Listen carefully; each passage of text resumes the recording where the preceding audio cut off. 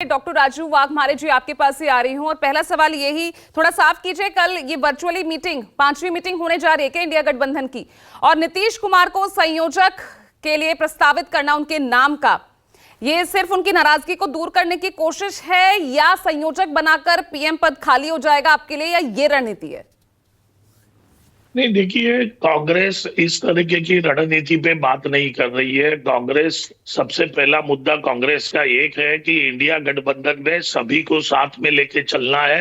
सभी पार्टियों को उतना ही महत्व है जितना कांग्रेस को है, और कांग्रेस सभी को लेके आगे चलने की बात कर रही है। और उसके अंदर नीतीश कुमार जी एक बड़ा फेस है, और नीतीश कुमार जी के बारे में कांग्रेस के दिल में उनके प्रति आदर है, और वही आदर के जरिए कांग्रेस उनको बात करेगी और कल के मीटिंग के लिए सभी को सहमति करके इंडिया गठबंधन की कल मीटिंग होगी।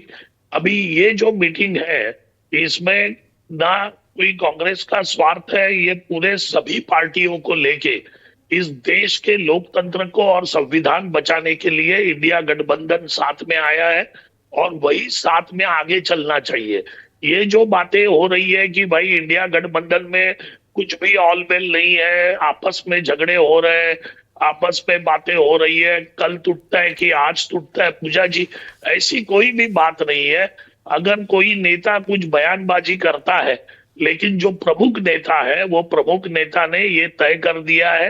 कि किसी भी हालत में इंडिया गठबंधन साथ में रहेगा, और बीजेपी को आने वाले चुनाव के अंदर ये पूरी तरह से हरा देगा, हर हर हिस्से में। लेकिन साथ रहेगा कैसे ना डॉक्टर राजू, साथ रहेगा कैसे जब इतनी तीखी तल्ख टिप्पणियां होंगी, तो कैसे मन मिलेंगे? नहीं, देखिए क्या है पूजा जी, कि जब भी सभी पार्टियां आपस में एक हो जाती है तभी कुछ ना कुछ चीजें तो बाहर आएगी, कोई ना कोई कुछ बोलेगा। अपने एक घर के अंदर हमारे सब फैमिली मेंबर जब भी रहते हैं, तो कल भाई कुछ बात करता है, बहन कुछ बात करती है, या चाचा कुछ बात करते हैं, तो ये बात होते रहती है, लेकिन उससे घर कभी टूटता नहीं है। घर साथ में रहना चाहिए, और इसी तरीके से इंडिया गठबंधन पूरी तरह से मजबूती से साथ में रहने वाला है। और इसमें कुछ भी दो राय नहीं है कि हमारी आपस में कुछ गड़बड़ है या हमारे आपस में कुछ मनभेद हो गए, ऐसी कुछ भी बात नहीं है। मतभेद रहेंगे इंडिया गठबंधन में किसी ना किसी बात के ऊपर। कल खड़गे जी ने बहुत इंपॉर्टेंट बात ये भी कही है कि नसीहत दी है कि भाई एससी एसटी अल्पसंख्यक वोट में बंटवारा ना हो, और अगर मैं यूपी के लिहाज से देखूं तो फिर ये इशारा कहां जा रहा है?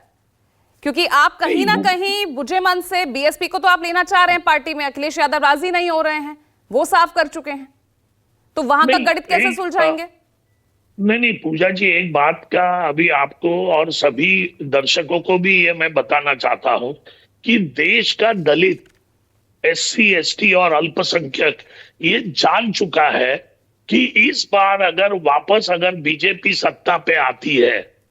तो उनका जो मूलभूत अधिकार है,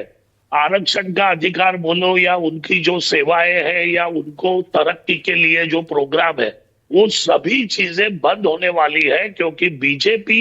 ये सूट-बूट की पार्टी है और बड़े लोगों के साथ ही चलती है। एससी एसटी और अल्पसंख्यकों के बारे में इनका रवैया पूरी तरह से खराब रहा है गए 10 साल के अंदर, और सभी ये एससी एसटी और अल्पसंख्यक और महिला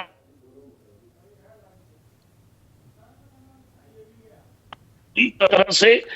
ये लोगों ने, बीजेपी ने उनको दबाया है। तो ये अभी लोग जान चुके हैं, ये कोई एक पार्टी के पीछे नहीं है, इनका एक ही मकसद है। ये जान चुके हैं कि इंडिया गठबंधन ही उनको बचा सकता है, इंडिया गठबंधन ही उनकी प्रगति कर सकता है, और इंडिया गठबंधन अगर सत्ता में आता है तो ही ये सभी लोगों का भला इस देश में होगा, नहीं तो लोकतंत्र भी नहीं बचेगा, संविधान तो भी नहीं बचेगा। ये बात बहन जी तक आपकी कन्वे हो गई है, इसका मतलब ये समझें? हमने ये बात भी भारत के सभी लोगों को ये बताया है, ये खाली यूपी के लिए नहीं है, दलित, एससी एसटी, अल्पसंख्यक, ये सभी लोग, और ये पहले से कांग्रेस के साथ रहे हैं, किसी कारण से या किसी बहकावे में आके बीच में कुछ अलग अलग चीजें हो गई, लेकिन अभी ये लोग सब जान चुके हैं कि अगर देश की सत्ता अगर भाजपा के हाथ में जाती है, देश की सत्ता अगर मोदी जी के ठीक हाथ है में प्रोफेसर जाती है, सतीश प्रकाश, तो पूरी तरह से कांग्रेस ये समझ गए